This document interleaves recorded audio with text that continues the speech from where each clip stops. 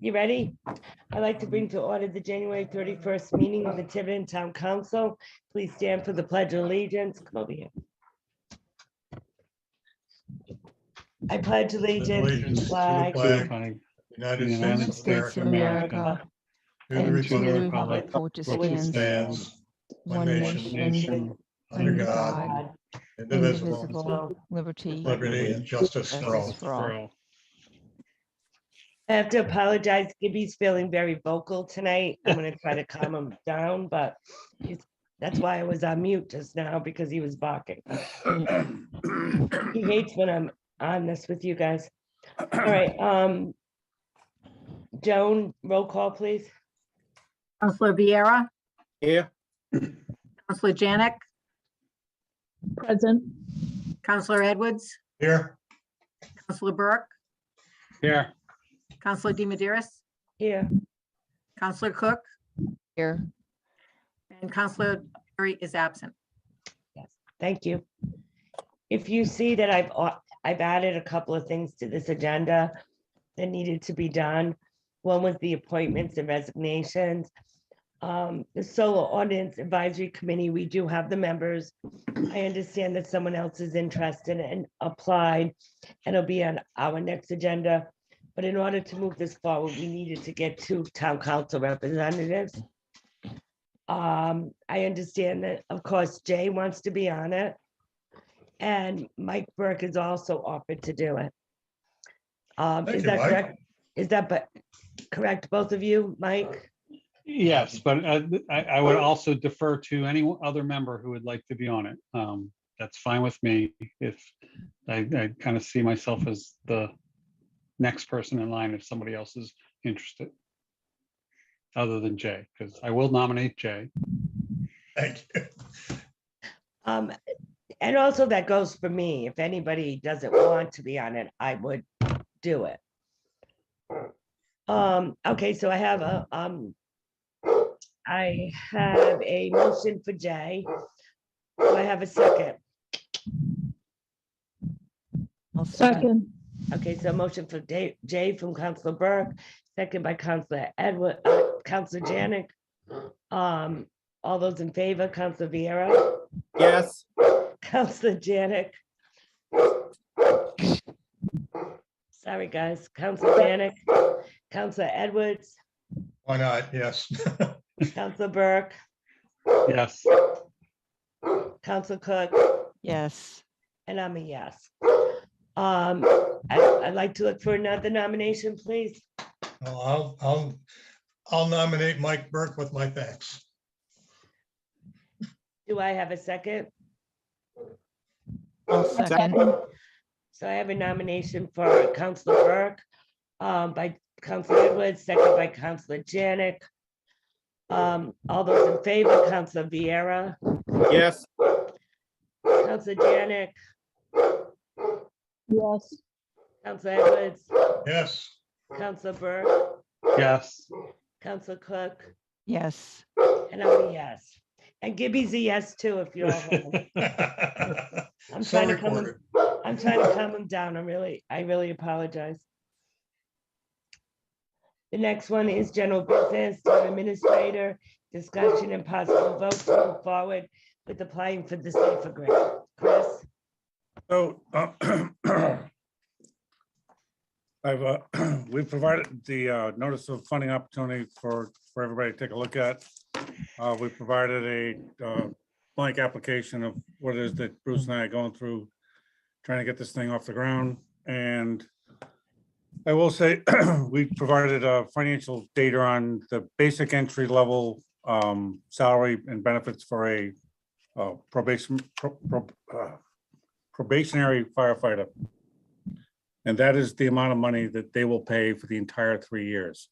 I just want to make it very clear that any increase that they receive, whether it's promotion or, an increase in stature or training or anything else like that, that the town subsidizes on their behalf, the only thing they pay for is the entry-level salary and the benefits that are attached to that at the time that the grant was offered, and that would be December of 2021. So it is the chief's opinion of mine, and I'll let the chief speak a little bit more as to, and actually I should let him in. He's here. All right. Oop, I think I just, sorry, chief. Uh-oh. I think I just, He did. is he Oh my back? God. No, Chris, did you he's do in what I he's did? in the audience. He's in the audience. Okay. Chief, can you speak? Yeah, we got him. All right. So the four positions that we're looking at would basically take care of the debit days. And if you understand how the staffing works there are 4 platoons that each have currently 7 members of 28 men. And those men, each and every one of them, every 28 days provide a debit day, a 24-hour shift on an alternate shift other than their own to provide coverage for some of the sick and family medical or personal time or things like that when people are out. But it doesn't mitigate all of the overtime. There will still be overtime after this is done. These 4 bodies would replace just the debit day component. So the theory, from what I'm told, is that and we do have a 7-man minimum per shift. It actually requires about 9 men per shift to do this. We would only be getting to 8 to do this. It's basically what we have today. And I know the chief, has his views on, where we should be as far as staffing goes. But there's also an expectation of what the council will entertain and what it is that they'll allow going forward. And I believe it would be the combination of both adding staff and continuing on with some overtime. So, I did bring Tim in to answer any questions. He's had an opportunity to look at everything that you've had an opportunity to look at. The other thing that we don't have in front of you right now is the actual drafting of the application as it would be submitted on February 4th. So, Chief, do you want to speak to, what you think, your views on where we're headed? I hope I didn't lose him. No, he's there. I'm here. Okay. If I go absent, it's because I'm having a little cough and Yeah, I know the feeling. so, okay. So thank you, Chris, for that. For sure, we had originally talked about going for 4 entry-level positions with the SAFER grant, which would bring us out of the hole that we're in to fix the staffing issue come July 1 of this year.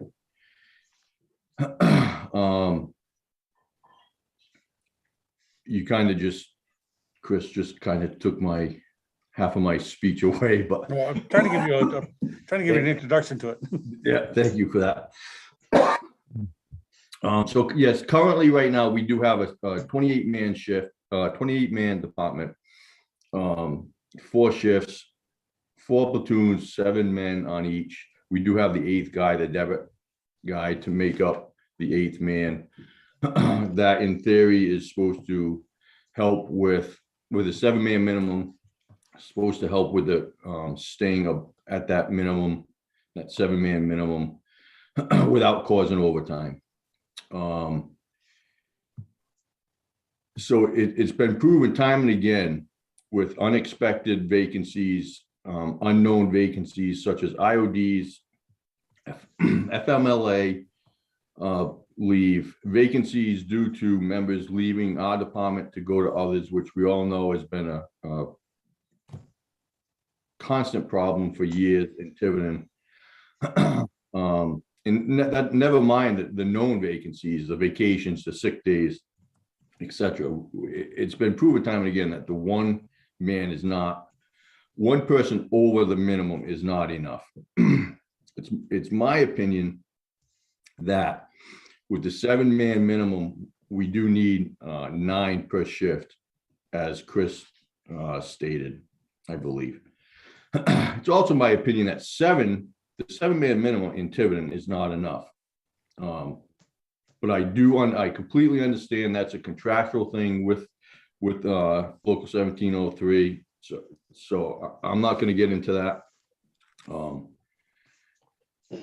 at all. I understand it's a contractual thing. That's related. That's for another conversation. Like I said, asking for the 4 firefighters only gets us back. It gets us back to the staffing level that we had put in place in 2006. In 2006, the town and the union agreed that we'd have 8-man shifts with a 7-man minimum. We had a 32-member department back in 2000. That brought us up to a 32-member department. Excuse me. In 2006, we did 2,119 calls for the year. We stayed with the 8-man minimum with a 8-man shifts with the 7-man minimum, excuse me, until 2015, when we went to a 3-platoon shift with 9 men on each shift. We lost 8 positions then. We went from 32 to 27. But we did have the 9-man minimum, the 9-man shifts with the 7-man minimum. In 2015, we did 3,133 calls. We've been steadily going up every year for years and years. In 2018, we did go back to the 4-platoon, 4-shift rotation with 8 firefighters, but as Chris stated, the 8th man is the debit man, quote unquote, the debit man. That is the same staffing that we had in 2006. In 2018, we did 3,287 calls. It's over 1,150 calls over what we did in 2006.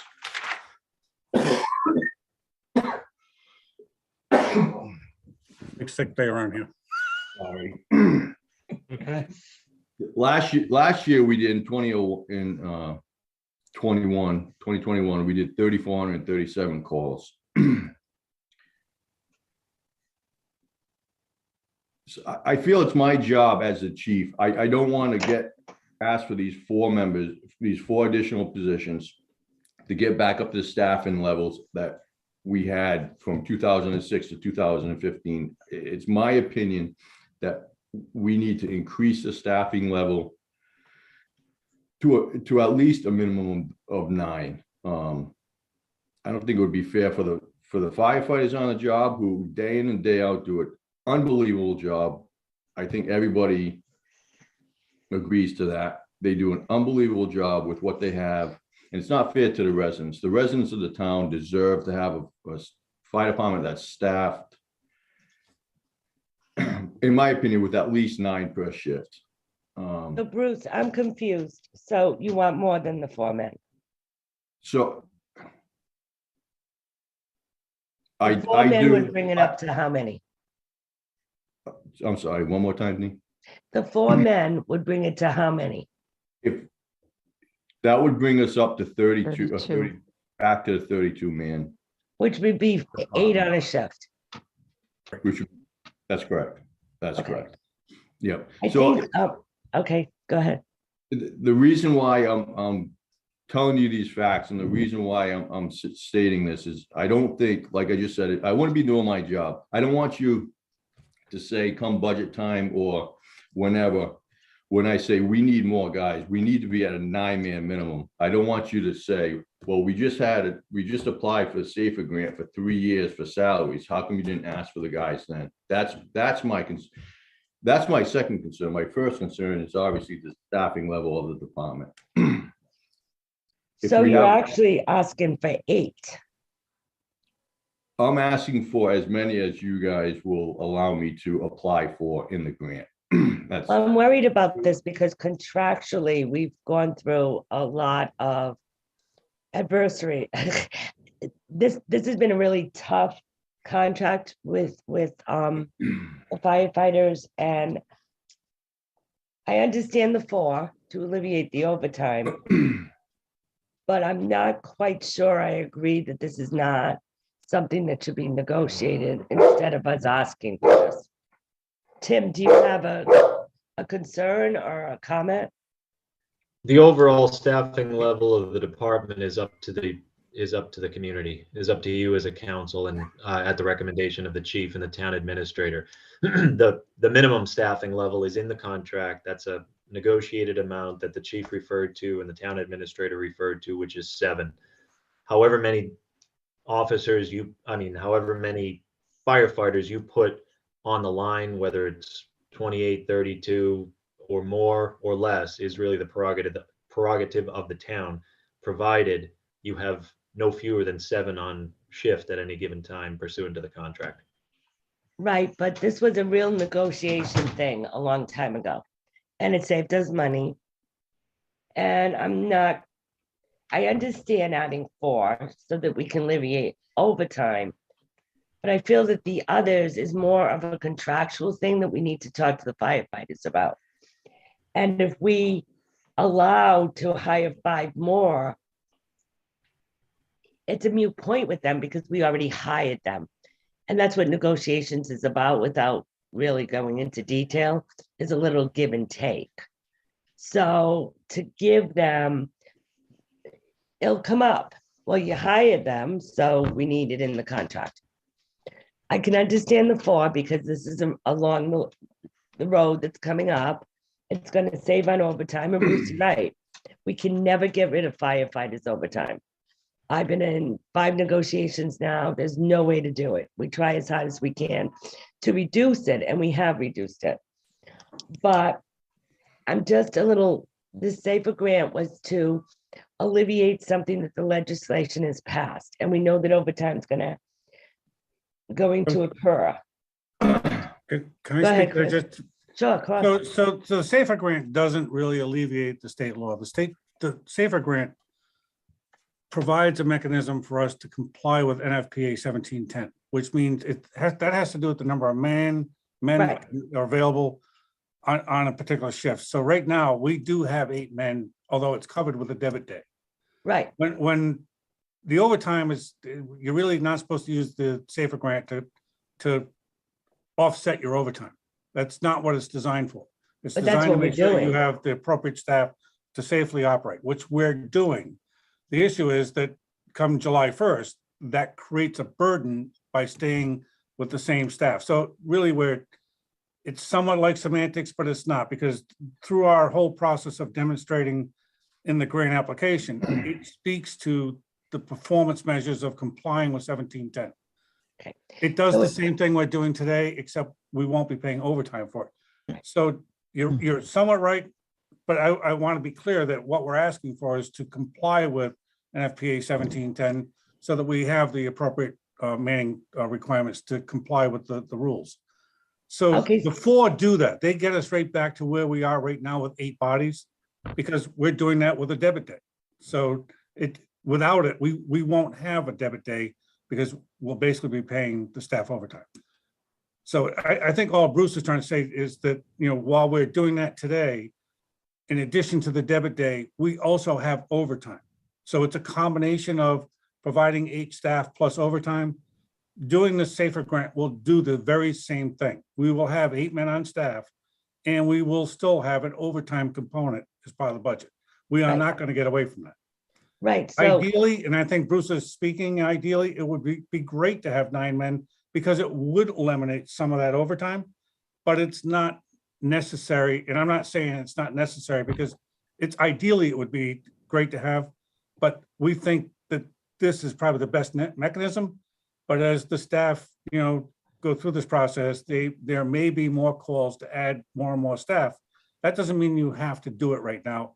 And we're not trying to tie it to the contract. We're just trying to comply with the grant to make sure we're complying with the rules because this grant is set up for NFPA 1710, and that we will abide by the terms of the contract as we're doing this. I think. all right, that- I see everybody's hand up, but this is just a follow-up to what Okay, then I'll let everyone talk. Okay, so I'm going to put this very simply. We cannot pay overtime any longer for the amount of hours well, no, that's not what I want to say. We have to pay overtime now. For July what we're 1st. working. Okay. So these 4 men will alleviate what we already know we have for overtime, correct? correct. Okay. we Some would- of the overtime, not all of it. Right, but we will never eliminate overtime, and I've Correct. decided that over the years I've been here. You're absolutely Um, correct. Okay, but my question is, we won't have the debit day anymore? No, Why? because we're adding 4 new bodies.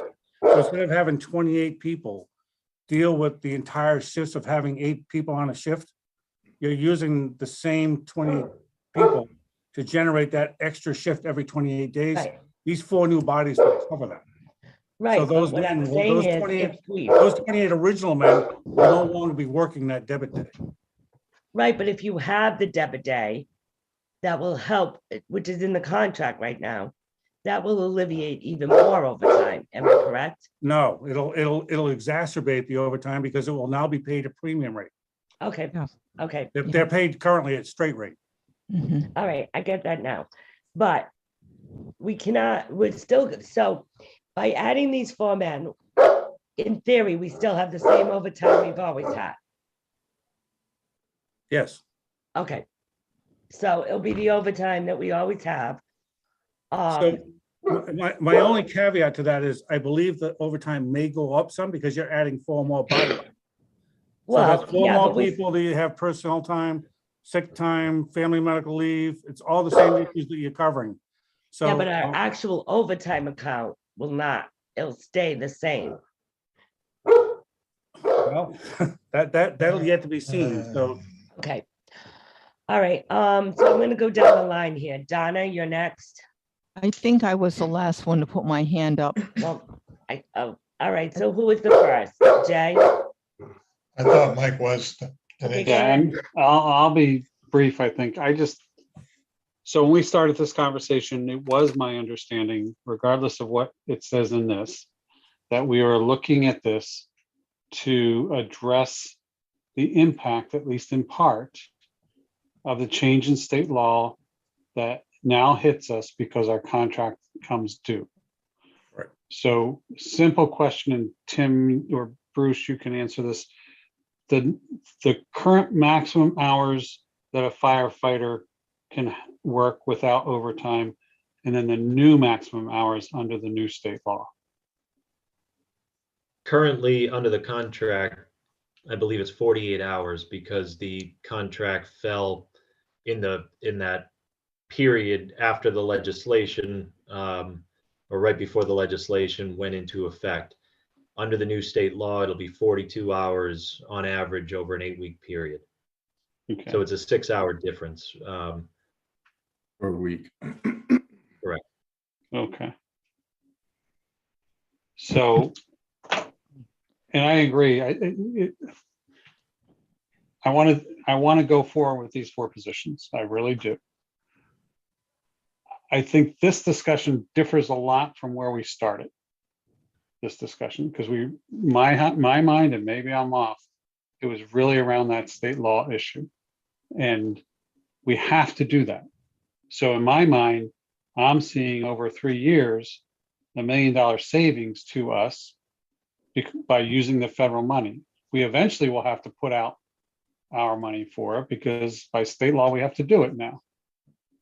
But at least we get 3 years worth of a total over the 3 years, just under $1 million. So that's all I had.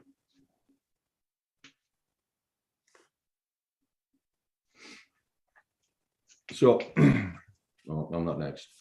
Oh, I guess I am. Okay.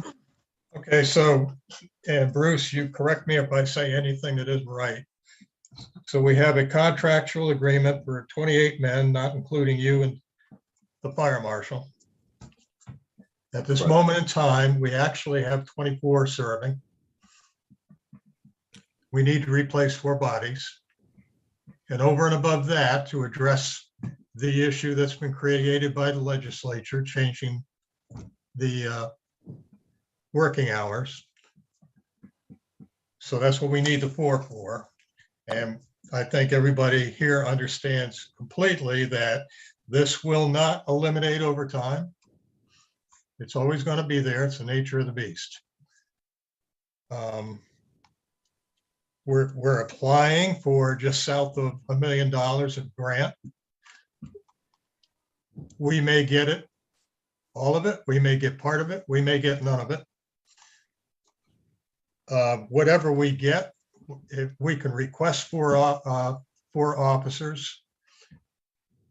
If the grant doesn't cover for, we don't have to hire for. That's part of the grant language. You pay for what you need, or you take what you need and you refuse the rest. This is a 3-year commitment.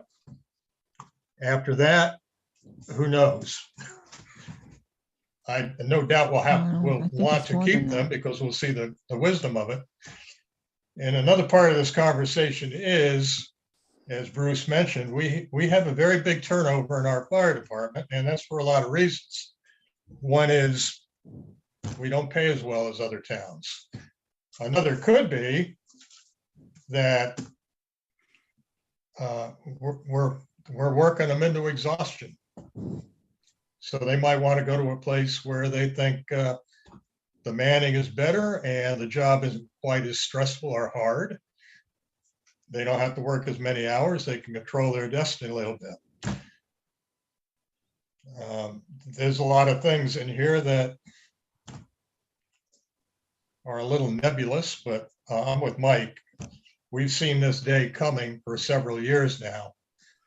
We've known it was going to happen. And if we can get the feds to help us and give us basically $1 million to get us out of this hole, I think we should do it. And I understand Bruce wants another 4 officers in addition to this. Well, that's a conversation for later.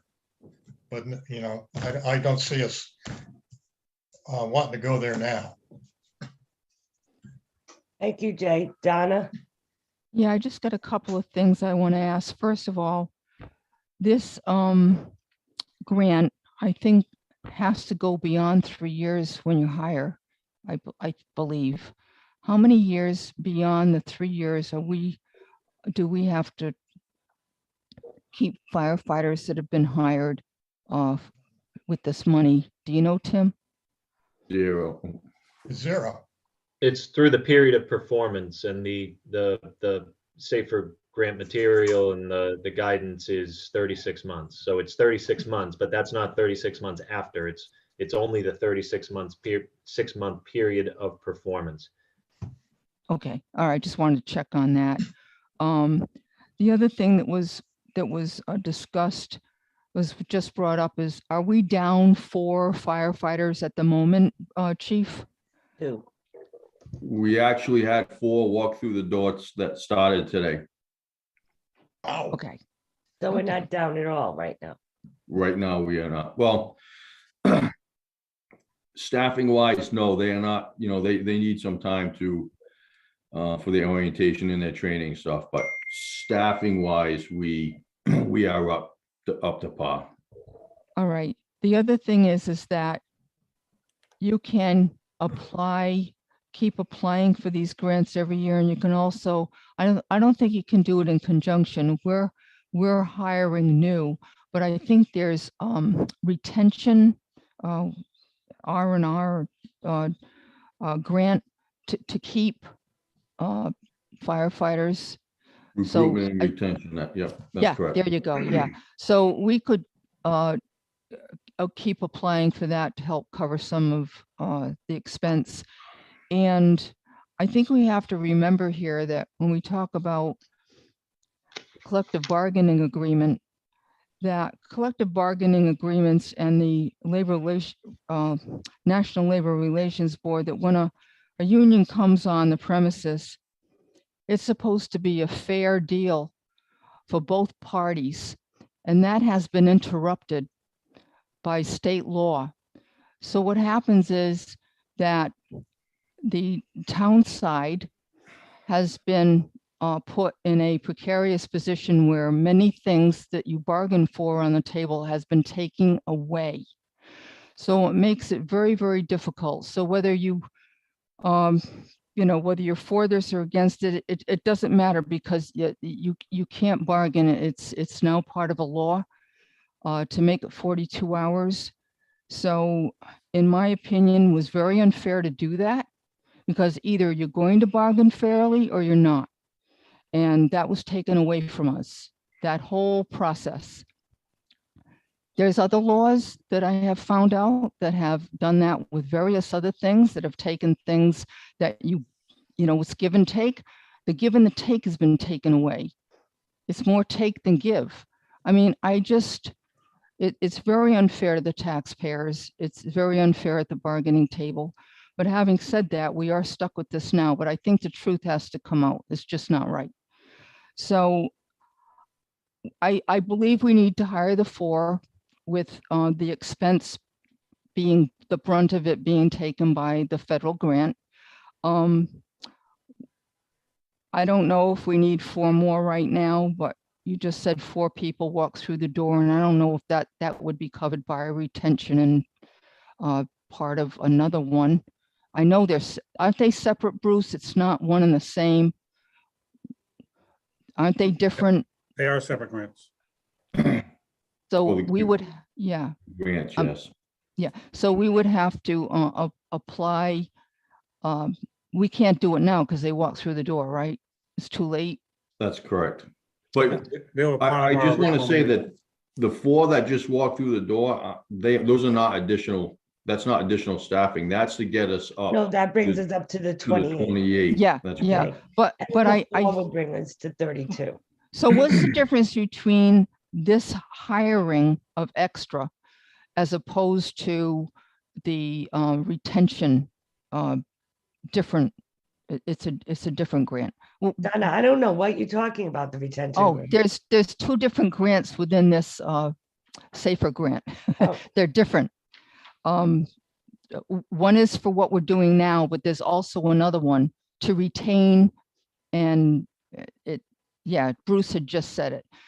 So you can't get them both out of one. They have to be separate.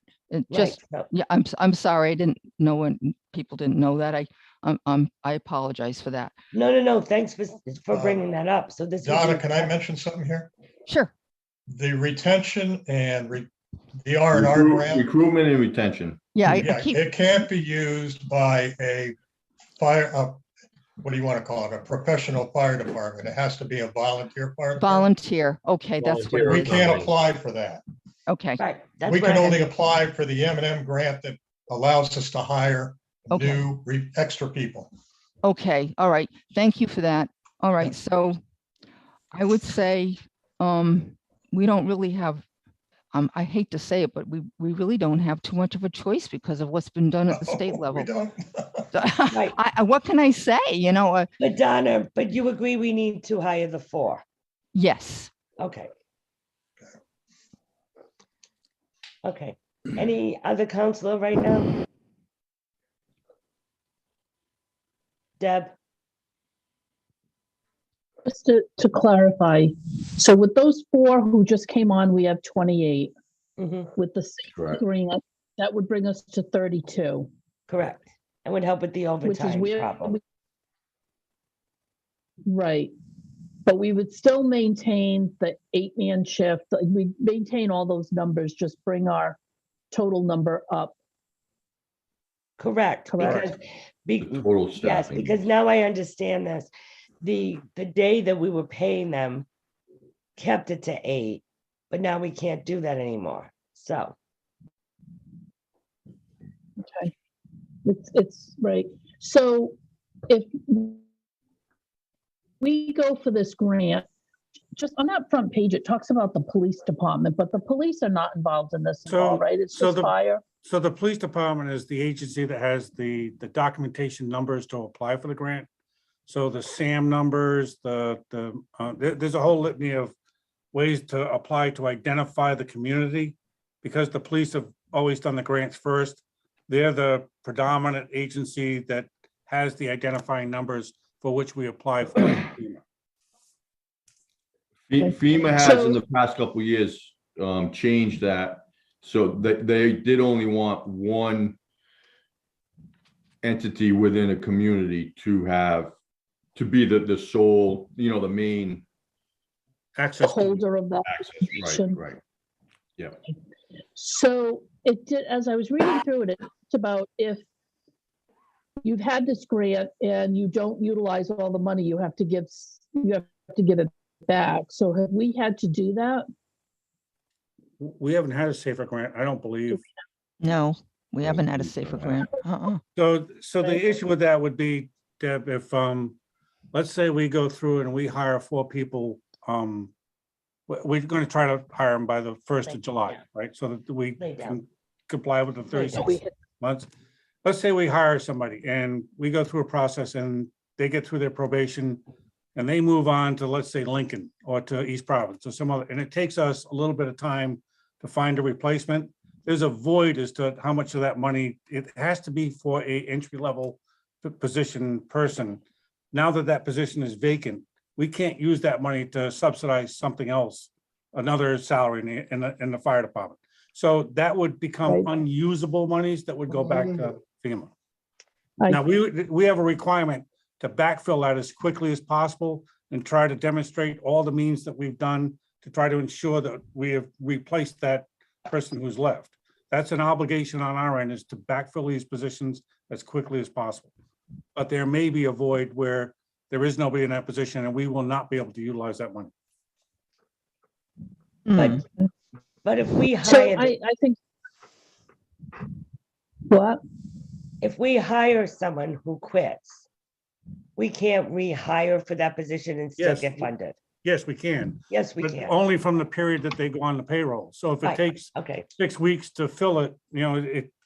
right, there's but that we 6 can week always window. rehire, just because we hire 4, one goes to Lincoln, say, we Right. can hire another one that this grant will pay for. Absolutely, for this absolutely. 3-year period. We have Okay. 4 open positions that we can fill throughout the 36 months. Okay, that's what I that's what I wanted Deb to understand. So, So what our 30 plan is to try to get a, you know, like we have like the dispatchers or police officers and even firemen, we try to have a reserve list to go to when people leave the, you know, to try to kind of what the chief's been trying to generate for the last 4 vacancies that we've had. We try but to you create a can list still of. have that people. reserve list No, we're without, gonna have to recreate it again. That's, right, that's the We problem. use it. right, we Yes. do every year though, every so often we have to, and we have a whole bunch of vacancies, Yeah. so. Yeah, so this safer grant would have nothing to do with that. No. Okay. Deb, you want to go Right. on, or? Is there anything? Yeah, I'm not gonna go real long, but I just have another question. No, it's Is there fine, any it's fine. liability or any requirement on the town side? You know, like how we had with the police grant where we had to put up money. Do we have to do that? Because I didn't see anything. So we will be That's putting it. up some monies for like their uniforms, for their training, if we need to, like, I know that, let's say we're the same group that came in today. 3 of them are somewhat qualified, that they're not gonna have to go to the academy, but one of them has to go to the academy. We'll be picking up the cost to go to the academy. Any increase in salary that happens during that 3-year period that we have them, we own that differential. And any of the associated employer costs that go with that, we would take that on as well. The only thing that they'll pay is on that email that I provided, that is our basic entry level. Everything else we own. But there's no match requirement. No, there is not. No, but if we're gonna bring bodies on, we need to outfit them and, you know, make sure they're properly trained. And that they're certified so that, you know, they can do the work. Okay. All right, so who hasn't spoke? Bill, do you have anything to say? All my questions have been answered. I support the hiring of the 4. I thank Chris and Bruce for looking into this and possibly saving us $953,000 over the next 3 years. Staffing can be revisited in 3 years to see where we go forward, but I support the hiring of the 4. Thank you. Thanks, Bill. Any other counselor like to say something before I ask for a motion? Chris? So the only thing I would add in the motion is to give Bruce and I the opportunity to apply for the grant because the deadline is February 4th. Yeah, So, of course. and we're pretty close to having that application completed, but it is to comply with everything that you have, the council have directed us to do. I also want to say, just as I just want to say that I know Bruce has been working endless hours with this. Every time I talk to him in the last couple of days, that's all he's been doing. And obviously he's not feeling good because we all got it. So, and I want to thank Bruce because I know how much work this has taken. And I know you've had other things to deal with, and thank you for your dedication. You're welcome. I'd like to entertain a motion.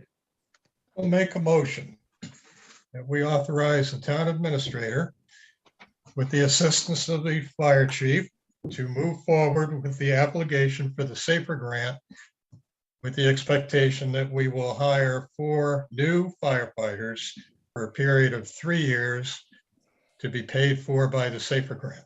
Do I have a Second it. Okay, Donna, I don't know, I saw your hand go up. Did you want to ask a question?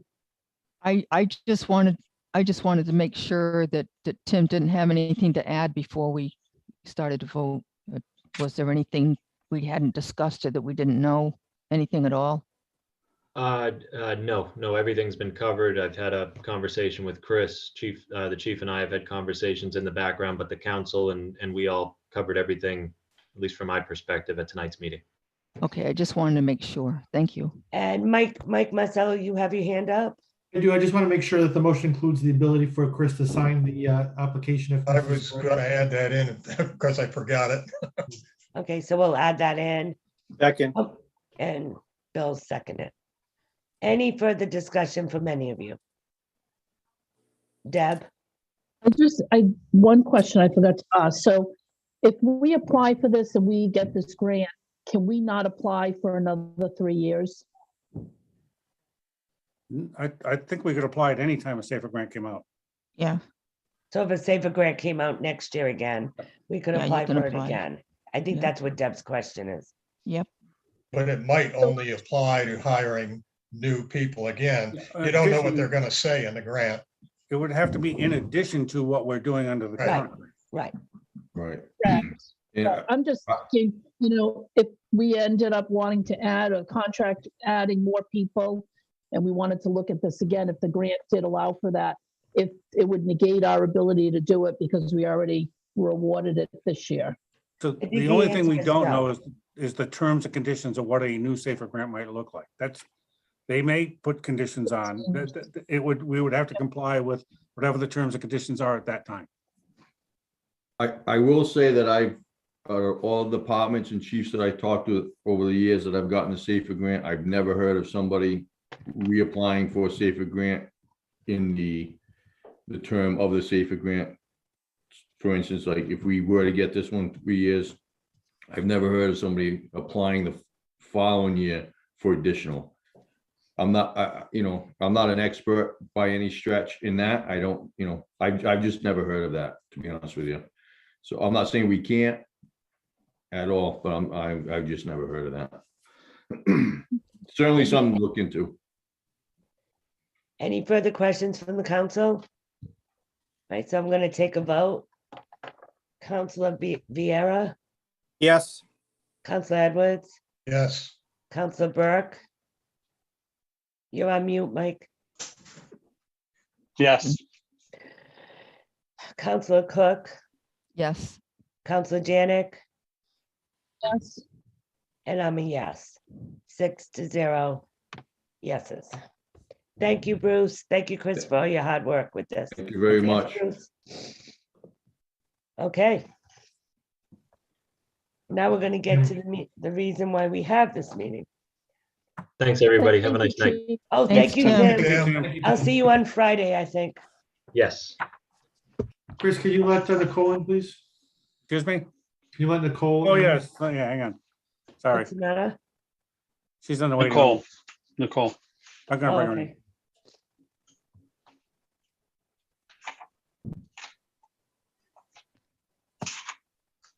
You know, I Denise, would- can I ask you a question quick? Sure. Solar advisory, have we heard anything back from the planning board? So far as I know, Joan hasn't told me we have. Joan, I did reach out to the planning board chair and vice chair, and they responded that they will have the discussion about it at their meeting tomorrow night. Okay. Thank you. so So Jay, I'll put it on the agenda for next Monday. Okay, Is it thanks. next Monday? No. Yes, it is. Yeah. All right. February 14th. Oh, so it's 2 Mondays from now. I'm going to talk to you guys about another meeting I might want next week. So if and I'll do that at the end of the meeting, but if we do have another meeting next week, I'll put it on that agenda. I'll put it at the newest agenda, the more recent agenda. Mike, did you have your hand up? Okay, sorry, I thought I saw it over there. All right, so the next item is short-term rental ordinance. Review and discussion of proposed STR ordinance, consideration of potential amendments based on public comment, review and possible review to the planning board for comment related to conformity to the comprehensive plan. Who would like to start? Welcome, Nicole. Hello, everyone. So I was trying to find the most recent copy.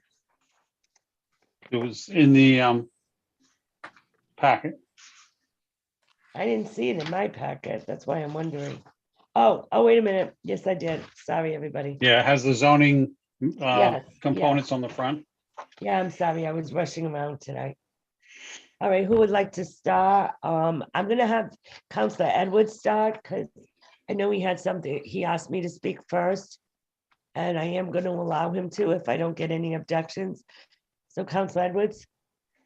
Okay, this is in a line of a comment and a request. So, as we all know, on January 24th, we received an on-site communication regarding short-term rentals in Tiverton. We had previously received a letter on January 18th. It too was unsigned. Both appear to have been written by the same individual or group. Both are very well written and make some excellent points, which I personally embrace. Both are highly critical of the council and state that it is willingly ignoring state and local laws and ordinances, as well as the advice of our town solicitor. They claim to have seen evidence of this in town council meetings on several occasions.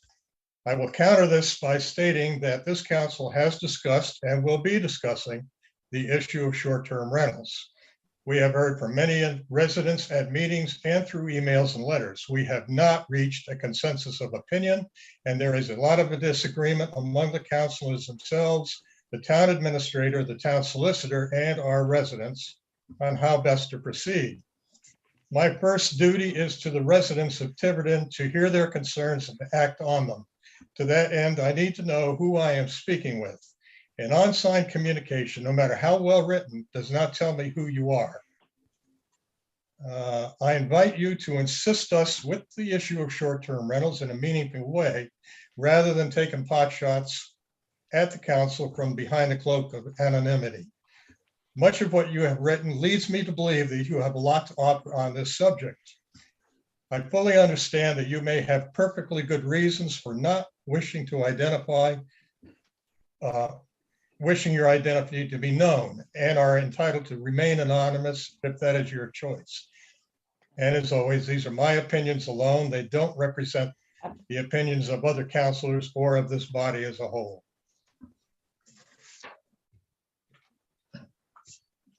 That's the end of my statement. And I will make, as long as Denise is letting me speak, I don't really think that this proposed ordinance is ready for prime time or to go to the planning board for review. And I would like to suggest that we give some serious consideration to through the use of a advisory committee to look into it better. No. All right, well, Mike, you have your hand up and I can see you shaking your head, so it's your turn. No, I don't think this needs an advisory committee. I think there's a lot that can be done through just redrafting. We've gotten a lot of feedback, most of that feedback up until this most recent spate of comments that we've all gotten emails for today, and the comments that the anonymous comments that Jay spoke about. And I certainly echo that. I prefer to know who is talking to us.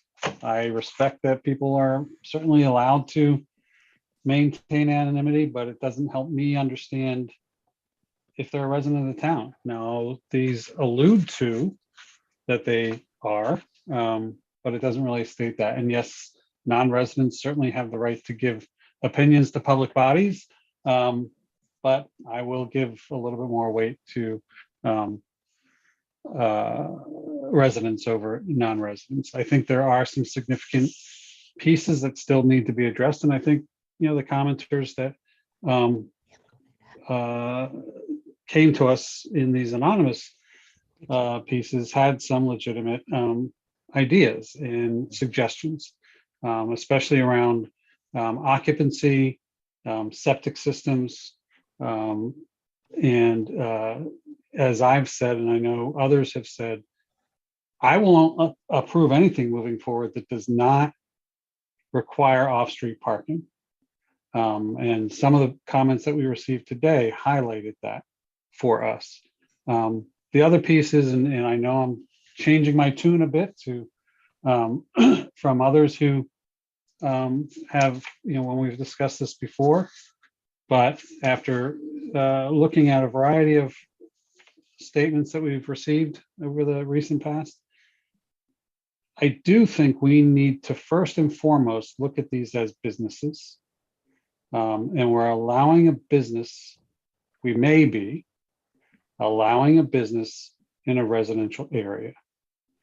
And I want us to all think about, if we don't structure this in a way that makes it a little more difficult for somebody to have it, think of your streets.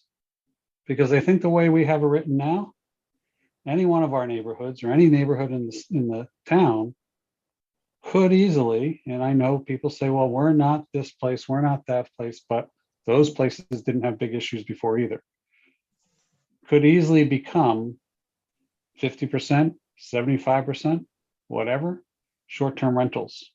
So I do think we need to think about that. And as a business, the one person who wrote to us, actually one of the emails today from that new person identified, I think it may have been John Moran, but I'm not sure,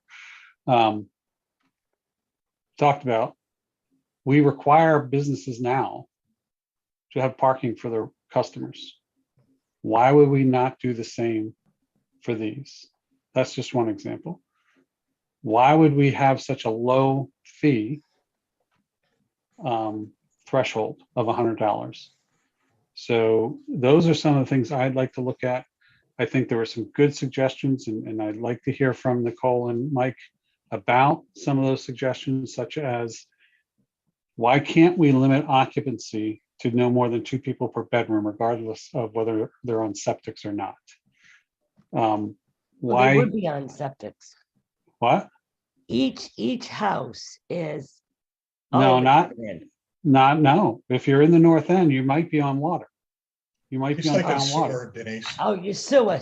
Okay, I get Yeah. you, Mike. Sewer, yeah. Okay. Town sewer.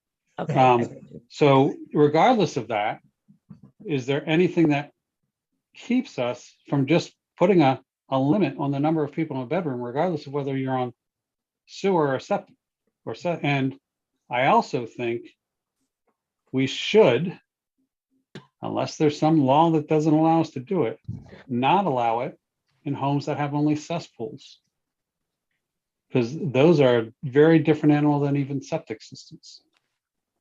I think that the writers make some good points about areas where that are currently being used that advertise the number of people that can be in those homes through the STR, sometimes to be double than what their placard says they have for bedrooms. In terms of if you do a 2-person occupancy per bedroom. So I do think there are some things that can be addressed. I think we have enough special committees right now. I don't think we need another one. And Jay, I understand why you're suggesting that, but I think, you know, we can keep on batting this around as long as we need to. However, I am concerned that we still are allowing it while we're doing that. Correct. Correct. So those, oh, and one last piece that, and I don't know if this is a possibility, but one of the documents, I think it was the person who gave us the stuff from Sonoma County in California. They have a special use tax rate for this purpose. So they have a permitting fee, and then they have a special use tax rate. I don't know if that's possible. I'm thinking like a hotel tax almost, but there is the state hotel tax that probably is already taken. But you know, I'd rather put it out there and learn that, no, here's why we can't do that, than not consider it. So I'm done for now. Thank you. Thank you. Donna? Yes. Well, I had someone call me, plus I have these unsigned letters, which I don't know who they're from, or I have the same feeling. It doesn't help me at all. And I can't even speak to people when they don't sign anything. But I found that some of the things that were spoken about to me were already in the ordinance. They want all these special ordinances, which we already have. They want special ordinances for short-term rentals for noise. And I said, well, we already have a noise ordinance. Why would we need another noise ordinance? And then, and I said, all the STRs would be covered with all our ordinances. They have to go. It says right in this piece of paper that's not quite ready for prime time. It's saying that all our ordinances have to be respected. So I don't think we need any new ones. Also, our ordinances all do cover parking. And if you look at page 5 with the draft ordinance that we have, it has the maximum number of bedrooms for what you have for septic. It has square footage of dwelling. These are what the people have to answer to. Number of units available, they have to say that. Intended use period, they'd have to say that. Number of off-street parking spaces, yep, they'd have to say that. And we also have parking ordinances, which they would have to go by. So that seems to be all covered. What I found was that, let's see, on page 2, I was looking at that. I think that covers number 3. It's saying this is a nuisance. Well, anything. This section and shall remain fully compliant at all times with all requirements of Tiverton Code of Ordinances, which is accepted and to be understood in all of what's written here. So I'm not. Maybe there's, confusion. I don't know, but that's okay. We can get that cleared up. But parking was was on page 5, which I just said. And then the other thing was that, and I'm not sure about this, but under no circumstances is someone that is doing a short-term rental allowed to have a special use, to have music or a party. They're not allowed to apply for anything, and I don't think we've addressed that, and I don't know if I agree with it, but it's not addressed in here. And once again, we do have zoning ordinances for that, but I don't know if they would have the privilege of applying for that. We haven't addressed that. Then I had my own thoughts on some of the things I was looking at, just jotting down my thoughts. One of the things, it's not in the comprehensive plan, but everything isn't. One of the things that they said in that 34-page, I don't know, anyway, is that, for the beauty of Tiverton and that sort of thing. Well, it makes me wonder what we're doing with solar, because there's nothing pretty about that. So it has been a work in progress, for me, to figure out what the right thing to do is. And then towns and cities with ordinances are having trouble with short-term rentals, even though we have tried tightening the ordinances to mitigate problems. They have had to hire staff to have oversight on the regulations and monitor the sites, which seems kind of onerous to me. You got to go on all the sites. And so the state now requires the STR people to register with the state. On our end, we'll have special permitting fees, safety checks before approval, and nothing in place to actually handle these requirements at the moment. Oversight with present personnel will be a burden. The fire marshal, zoning, lead possible hiring of staff. I'm concerned with that because it looks like what's been put in place in some of the other cities and towns is that it is so burdening that they have to start hiring people. I'm very much against that. If we have to start hiring people to monitor this, I'm against it.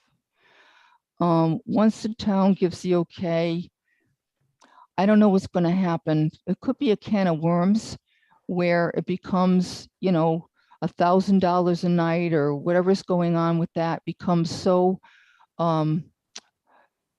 such a deal to make money that we end up with whole neighborhoods could be changed by, you know, many homes on a block are now short-term rentals. So I don't know. I have mixed feelings about that, and it's not good. They do have opportunities right now for bed and breakfast. People can take in boarders, and they can rent for 30 days at a time. So I'm for property rights, but that doesn't mean I have the right to violate someone else's rights to their property for peace and quiet. Is it any different than saying I can use my property as I want? Junk cars, junkyards, like you see with animals everywhere and the smell. So, you know, those are a lot of things to consider. So I think this is still a work in progress for me, and we need to either get it right or not have it at all. That's how I feel. So all set. I'll put my hand down. Thank you, Donna. Yeah. I do want to say that I've been giving a lot of thought to this. I'm going to let Bill talk first because I saw his hand up. Go ahead, Bill. Just real quick, concur with Councilor Burk.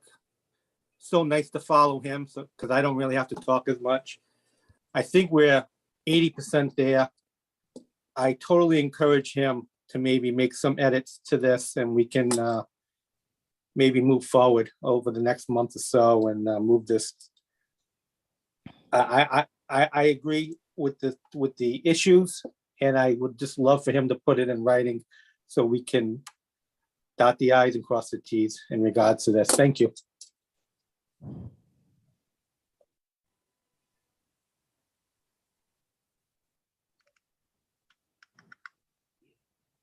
Sorry, I was muted.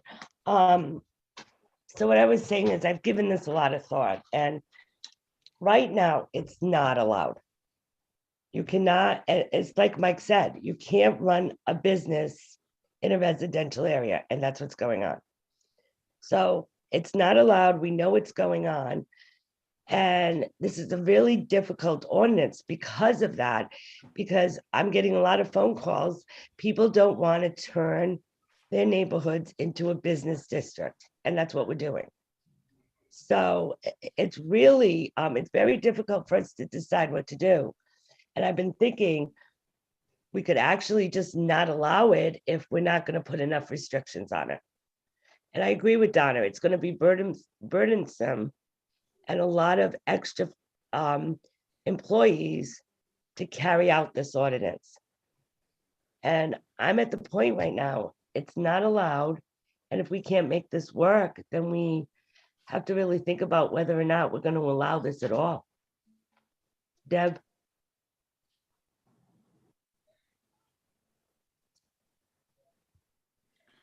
His hand is up. Yeah, she's unmuting herself, Oh. I think. I see her hand. I see Yeah. two hands.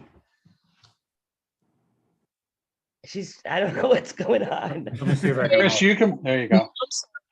I have a new tablet and it's things are flashing at me saying emojis are coming at me if I touch buttons. I feel though we have two separate groups of people who have interest in this. We have the group who are doing it or who plan to do short-term rentals. Many of them in our town that no one really knew about because they really watched who they had come. People were coming, quietly enjoying our bike trails, our kayaking, what Tiverton has to offer. They were contributing to our economics by visiting our farmers markets and our restaurants and going to Four Corners and buying some artwork. So I think that's all positive. And I would love to see that continue. Then there's the other aspect.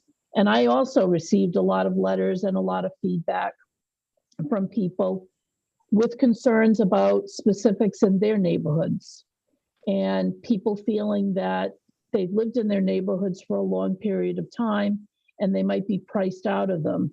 I think about a neighborhood near URI where we rented a beach house for one of my daughters when she was at URI, and that entire street was all rentals.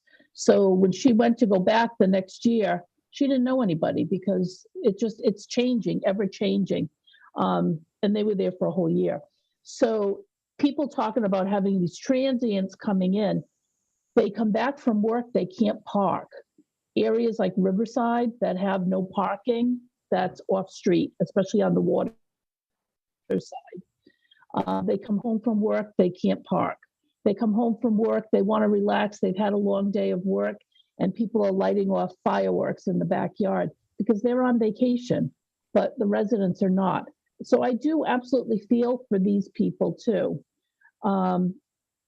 One of the other things that we haven't really talked about is the state now has issued guidelines, and just because they're having people register, but they are going to be coming out with some specific guidelines. So if we make this ordinance and we decide how we're going to have things, if the state comes out and it's very different, then we're back at the drawing board again.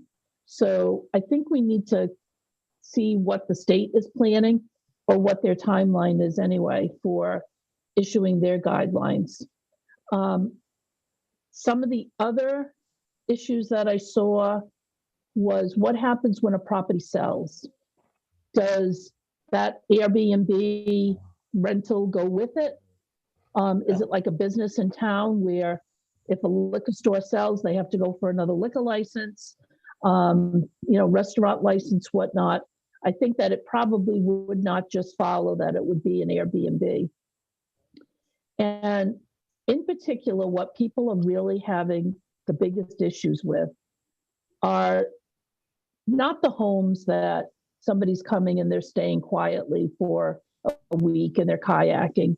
It's the ones that are renting out for like a one day or a weekend event, and they're having weddings and they're bringing in big numbers of people. I think it probably became popular during COVID when people couldn't go to restaurants and other venues. So they started to rent these and bring in 50 people, 100 people, whatever.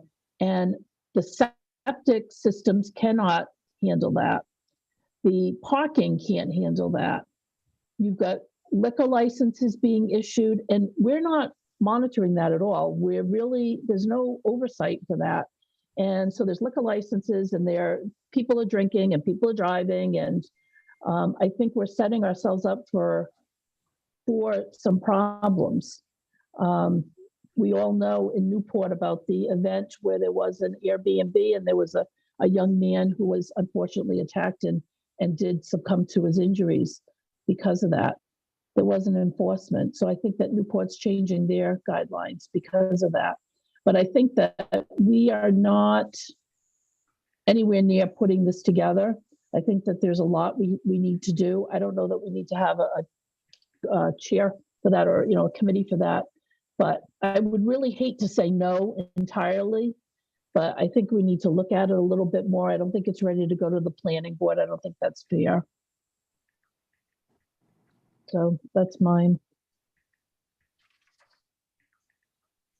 Mike Marcello, Yeah, so can I just comment on so on the state thing, you're right, the state did override a veto and passed it, and I believe it's effective. It really is just a registration requirement, Deb. We will know with that registration how many people we actually have who are doing this, who are compliant with the registration requirement. We'll have a better idea of how many people are actually using their property for these short-term rentals. And I've seen some of the letters. I haven't seen all of them. I mean, one of the simplest ways to, right now we allow this as it's drafted as a special use permit in every residential zone. But in those residential zones where it might be a little more compact, like an R30 and R40, where the houses are together, and I'm assuming that's what that zone is on the waterfront, we just not might permit it at all, make it a not permitted under any circumstance. But That's what I'm unfortunately, that's the area where people want to rent. They don't want to rent in a subdivision, that's doesn't have a water view basically. So it's it's a catch-22. Every town is grappling with this, especially those communities that are scenic and on the water. But unfortunately, the state has left us with not very many options but to regulate it through zoning. And I'm the first to admit when we began this process that zoning is a very obtuse way to regulate this. If it was a licensing requirement, I think it would be a lot easier. But again, I know people will disagree with me, but I agree with Councilman Burke. This is running a business out of a residential zone. And when you bought your house and you bought a house in a nice neighborhood, you expected your neighbors to be pretty much your neighbors for a long period of time and not have a revolving door of people coming in and out.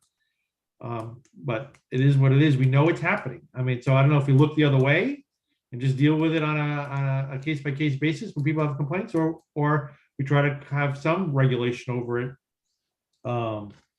I looked at the zoning ordinance, Mike, while you're talking. The parking in a residential unit is under our current zone is 1.5 cars for each dwelling unit.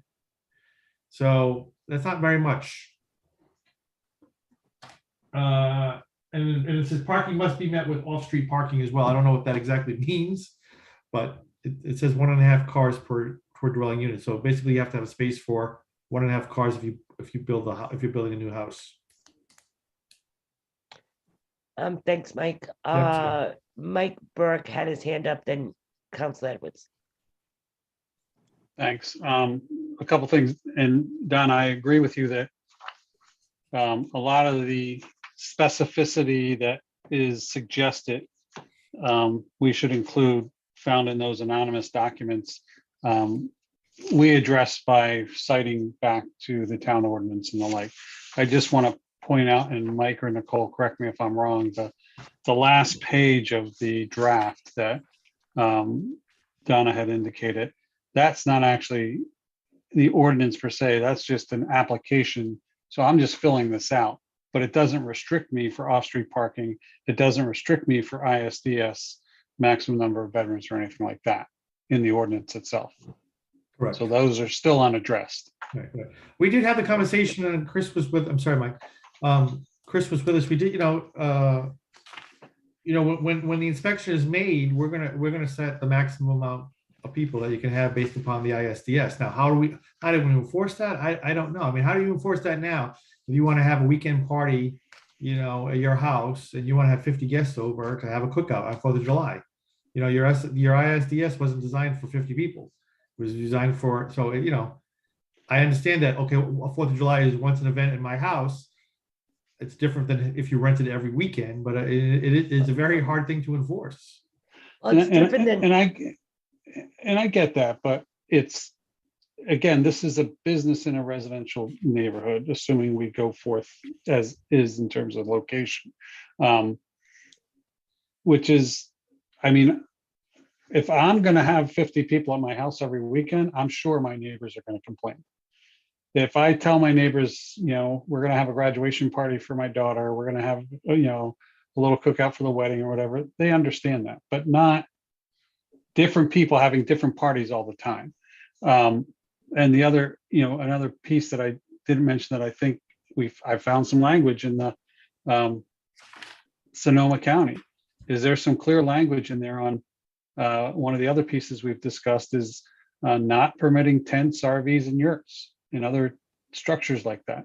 And we talked about that piece. So I think there were some other components too that I like that were there. So I agree that I'm not ready to say no at this point.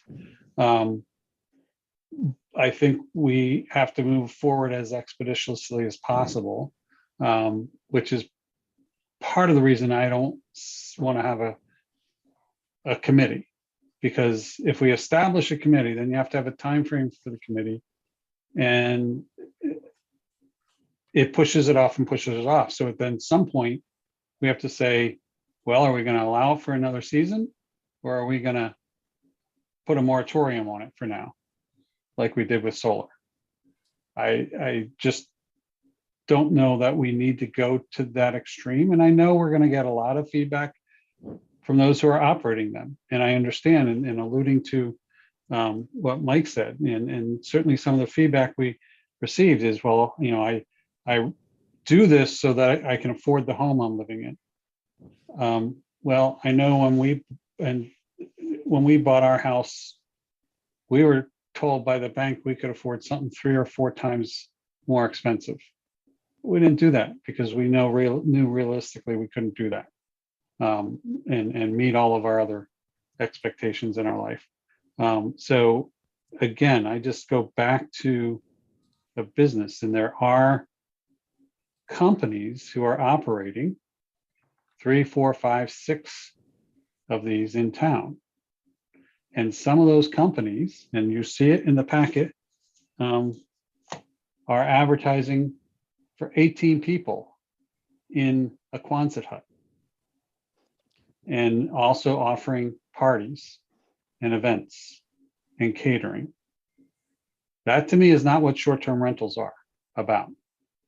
They're about a place, and I'd be a hypocrite. I guess I would say if I put a ban on it, I'd be somewhat of a hypocrite because we've made use of them elsewhere. But I also know that I go into them with a mindset that I'm living in somebody else's residence and in their area. So I need to be on my best behavior because I'm a guest for everybody, not just for the people I'm in the home, but for the people around them. So anyway, I'm getting along with it. Sorry. Right, Councilor Edwards? Let me make sure I'm not, okay. Something came to my attention today that I had not known. And Mike, if I'm wrong in this, please correct me. In our district use regulations on this proposed ordinance, all short-term rentals will be a special use permit. I was informed today that special use permits, once granted, are forever, and they transfer with the property. So if I have one and I sell my property to Mike Burk, he inherits that special use permit. Is that correct? Well, that's generally correct. However, in the ordinance, we limit it. We make them file. We limit a special use permit. And this is one of the issues. We make them file an application on a yearly basis. So if you didn't file the application, you might not get it. In other words, We can have to do have that? This is why it's imperfect, because you're right. A special use permit, once granted, usually runs with the land, but we don't want it to be forever and ever. So you can also put various limits and granting a special use permit, and that's how we would kind of deal with the long-term thing. Well, to me, that's an additional very good reason why this isn't quite ready, because I didn't realize that.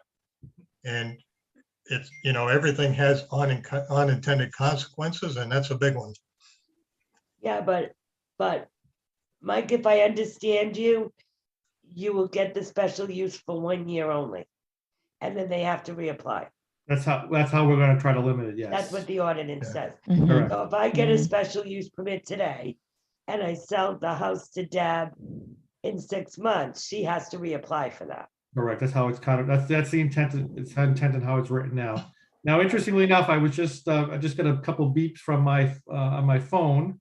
And the Newport Daily News, I guess tomorrow is running, and I thank Chief Jones for giving this me. But Newport Daily News just come out with a story. Good step. Newport City Council proposes ban of short-term rentals in residential areas.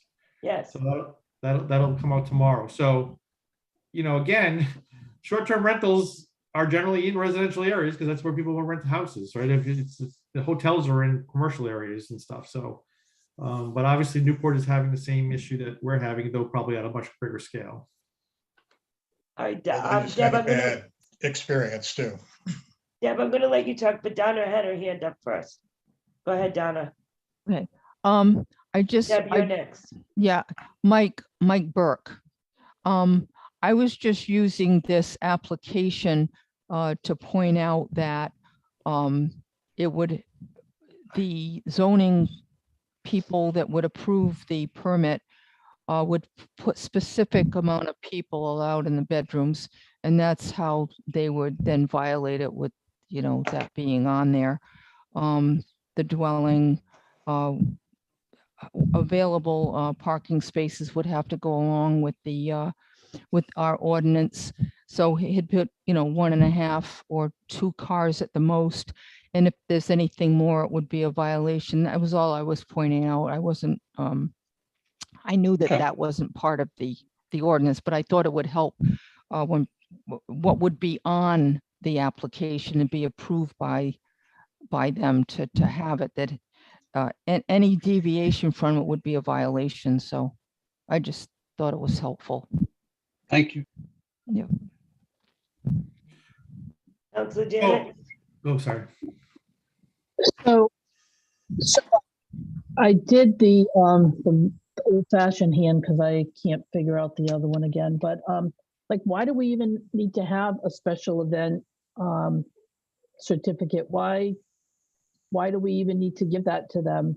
If we were going to do this, why can't they just apply for it? And maybe we don't want to issue those, because I think that's where we're getting into trouble and getting complaints from people. The 1-day special event, the wedding in the middle of.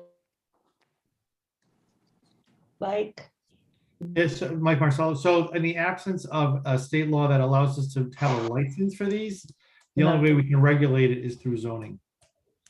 We don't have the ability to have our own license without enabling legislation from the General Begin Assembly. with. Just a question. Can you say that again, Mike? I'm sorry. I'm sorry, yeah. You were frozen for part of that. Me? Yeah. Deb. Oh, I'm sorry. Deb, So we just, in the app, we would need state law to allow us to issue licenses for these, and that's how you do licensing. If we, the only way we can regulate them right now is through zoning. We don't have the ability to say, okay, if you want to have these, you got to apply for a license to operate these things. We don't have that ability, because for a city or town to issue a license, there's got to be enabling legislation. Like the mobile food establishment license or a peddler's license. There's a state law that allows cities and towns to do that. So in the absence of such a licensing regimen, we're left with zoning.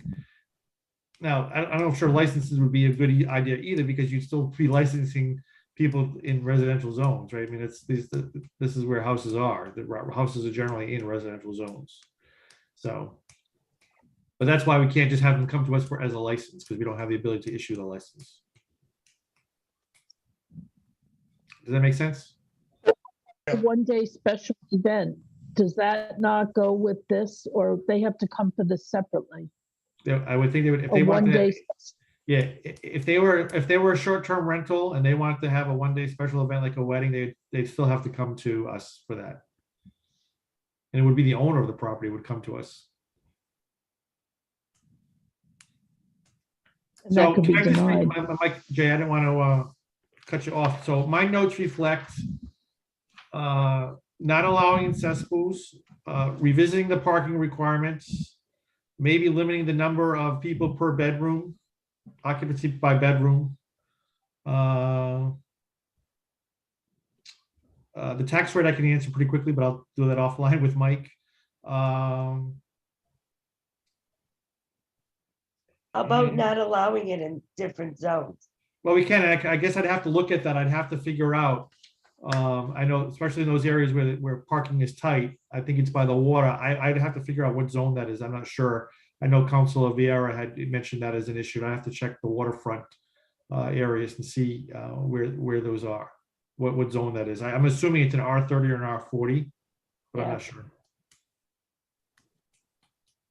Hey, Um, we can do that. We can do that as well. Right now, it's a special use permit. I mean, if you want to ban it in residential zones completely, then allow it like maybe in the, I don't know, village commercial or the general commercial.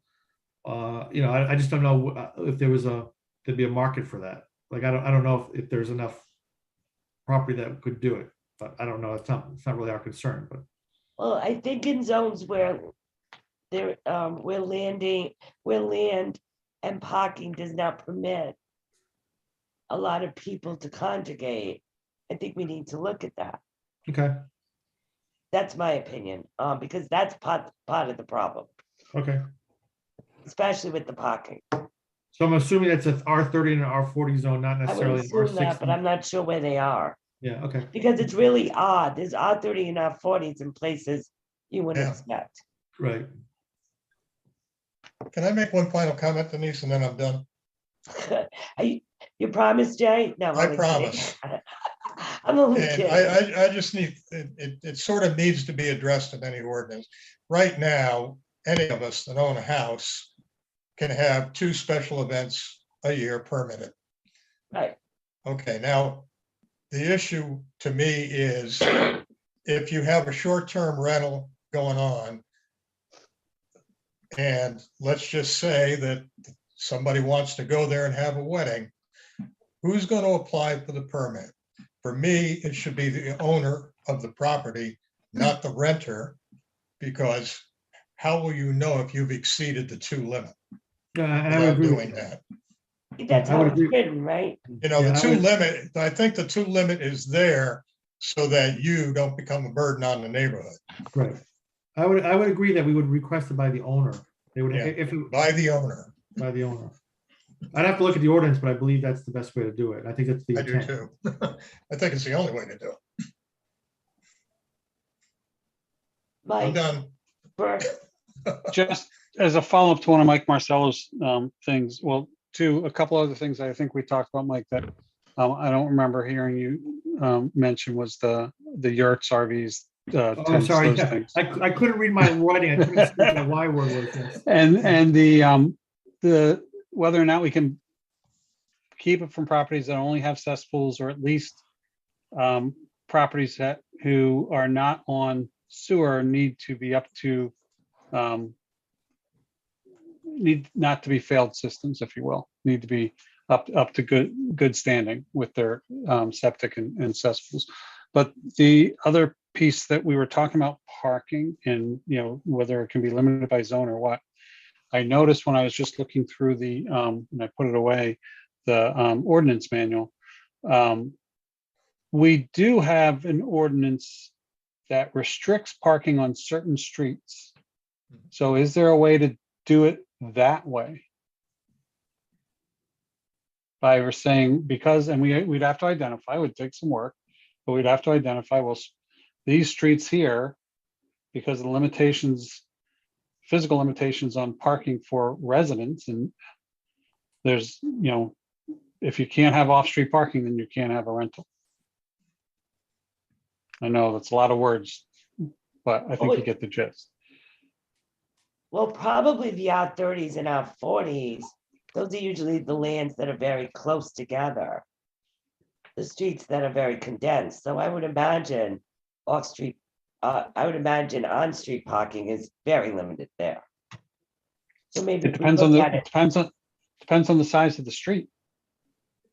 My street's fairly wide. Yeah, you're right. Yeah, but you couldn't put a lot of cars in front of your house. You haven't seen it when neighbors have pool parties, have you? No, I haven't. But I think some of those streets, Mike, the residents park on the street because they don't have Right. off-street parking either. Right, So like Riverside. Riverside I'm is a saying problem. that we would not, Riverside, yeah. So would we say we would not allow short-term rentals there, or we're saying we wouldn't allow off-street parking? I mean, on-street On-street. parking. My suggestion is no on-street. So here's my thought with a place Where like probably Riverside. half the residents. Here's my thought with a place like Riverside. If I really wanted to do a short-term rental there, then I go find somebody nearby who has space, extra space for parking off-street. And I say, Deb, can I rent 3 spaces from you? Here's what I'll pay you. Yes or no? That's my off-street parking. Now, my short-term renters will have to, stop at the house, drop their stuff, kind of like you do when you're going into a hotel. You have the portico there, you go in and drop things off, and then you go park. So there are options. That's what they do in Key West, actually. There's no parking. Very, very limited parking. Yeah. So they recommend certain parking lots.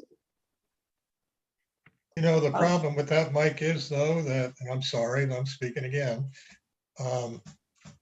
You've received your special use permit.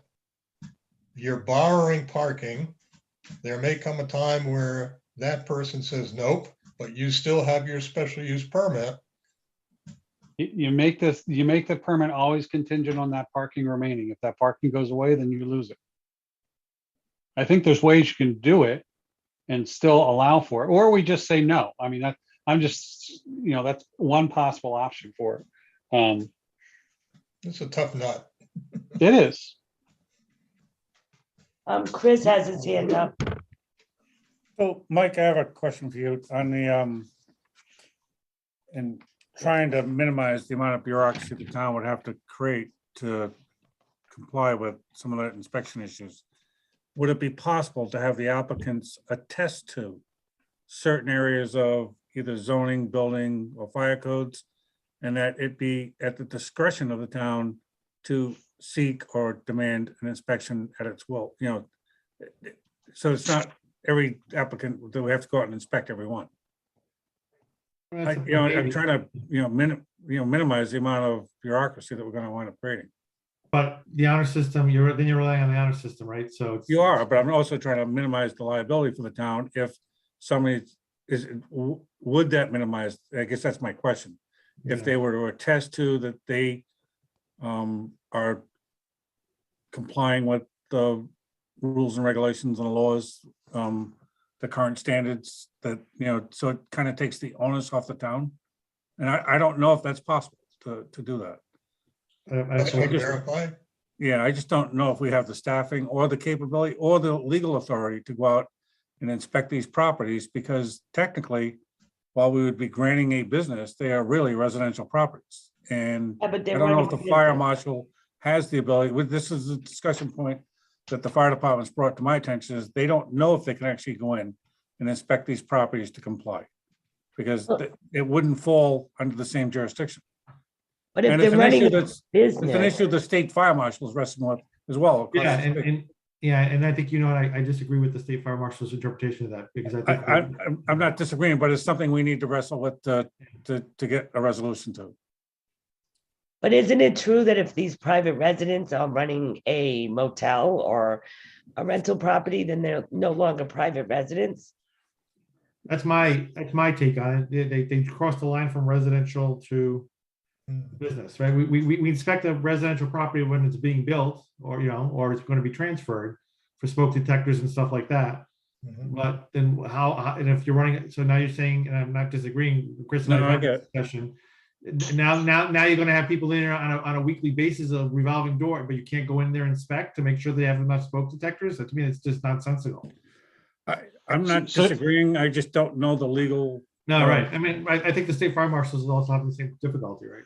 Yeah, and if you could do an attestation, one way of addressing the oversight is you could designate by policy the number of STRs that you'll do a random pull on an annual basis of properties that will be inspected.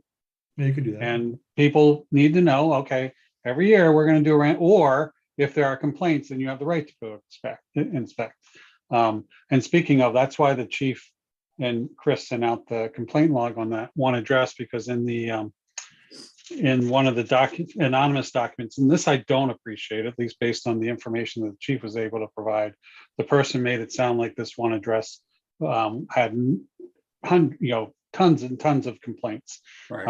And I think we found 4 in 2 years. 30 So years.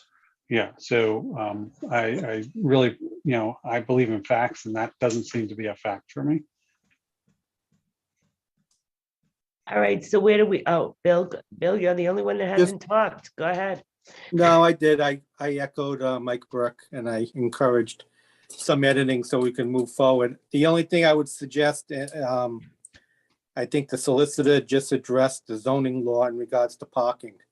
I would be consistent, so if R30 is 1.5 for each dwelling unit, quite possibly put that in writing, and then we can address it at the next meeting. So staying consistent with parking with the zoning law when drafting up these individual specifications in regards to parking in these different areas.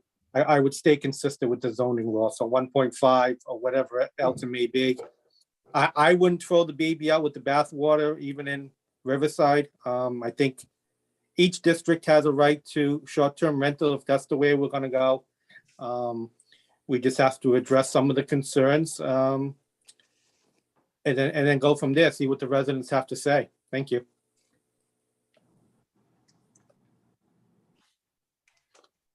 All right, so Mike, where do we go for Mike Marcello?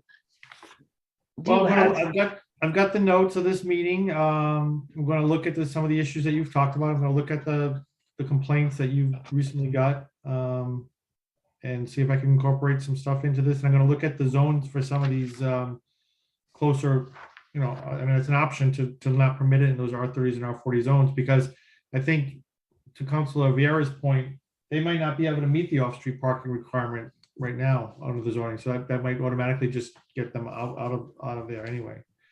We would just make it very clear that if you're going to do this, you got to meet the off-street parking requirements or the on-street parking requirements that's set forth in the zoning code, and that they might not be able to do that or submit a plan to show that they can. And if they can't, then they can't get the permit.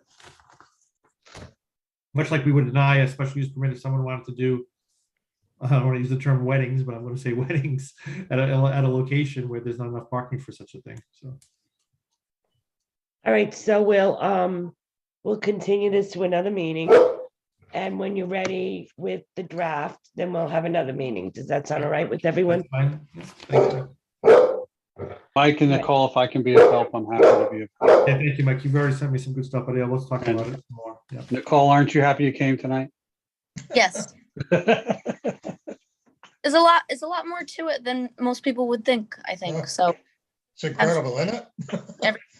I mean, we're trying to put a 21st century concept into a 19th century zoning code, basically. All right, before we adjourn, I have a request for the chairman of the school committee that we have a joint meeting next week.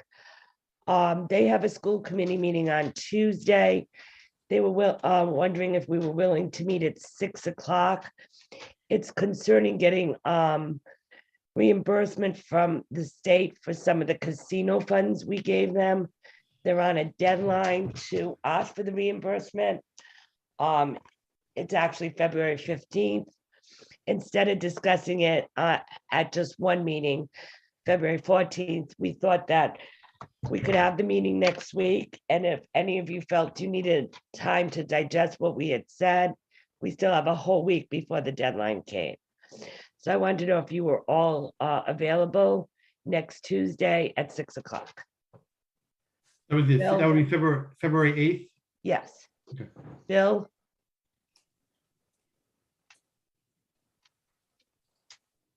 As of right now, yes. Okay. Chris and Mike, we would like you to be there also. Are you both available? I'm available right now. Yeah, it looks like it. So Okay. is this gonna be a school committee meeting that we're just attending or? is No, it- it's gonna be, Joan's gonna Is it our have to vote? advertise it as a town council and a school committee meeting. So I guess what I'm asking is, do I need to set up a Zoom thing? That's, Well, just so Somebody you know, does. to be safe, I would. I did just text someone at the State House to kind of get a feel what the governor was going to do, or the legislature was going to extend it. And I didn't get a definitive answer, but suggesting is that they may be extending at least the executive, his power to do an executive order for at least 60 more days. So Chris, let me talk to Jerry though, because they have a meeting already set up for that night. okay, So maybe we could just join their Zoom okay. I just, account. I So wasn't sure if it was a brand new meeting or not. That's all. Yeah. I will talk to Jerry about it if we agree it's gonna be on Tuesday. Okay, And I was thinking we just join them on their Zoom and then they'll Okay, continue that's their fine. meeting. Denise, is Debbie, this strictly informational or are they gonna no, this might be expect a us to, Discussion possible. vote. possible vote. okay, But possible vote? yes, and I want to make it clear, this is only concerning the reimbursement for the casino money that we gave them for this year, that they can get a percentage reimbursed from the state. But it's only, if we don't do this before February 15th, they won't be able to apply for this. So, and it's only that money. It's not, I know you probably all heard rumors about what's been going Denise? on over there. Yes. Denise, can we just talk about the date and we can get to the So specifics? that's all this is, though. That will be the subject. Deb, are you available? Yeah, February 8th at 6 o'clock, Yes. right? Yeah, I'm Um, just putting it. Okay. Council Edwards, are you available?